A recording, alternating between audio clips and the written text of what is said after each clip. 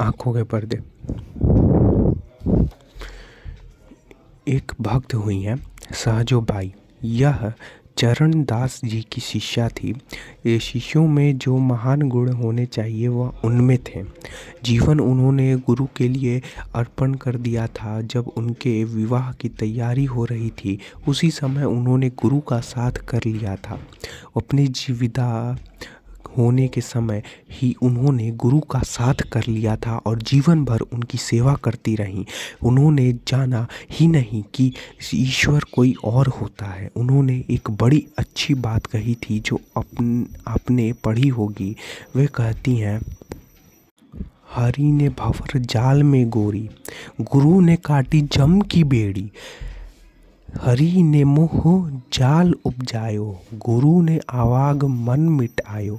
हरि ने मोसो आपू छिपायो, गुरु दीपक लै ताही दिखायो। हरि भूलूं पर गुरु ना विसारूं, गुरु के सम हरि को ना निहारूं। वास्तव में उनका एक एक शब्द ध्यान में रखने लायक है।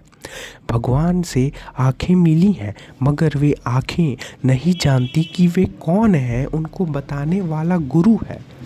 अगर गुरु नहीं होता तो जानवरों की जैसी हमारी हालत होती। जो जानवरों में बातें थीं वे हमारी आँखों में हमारे विचारों में भरी हुई थीं।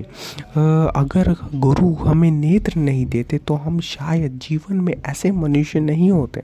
आपने ऐसे मनुष्य सुने होंगे जो ईश्वर को नहीं मानते, लेकिन आज तक आपने ऐसा मनुष्य नहीं सुना होगा जो गुरु को नहीं मानता। तो गुरु जो है वह साक्षात ईश्वर हैं जो मनुष्य के रूप में प्रकट हुए हैं।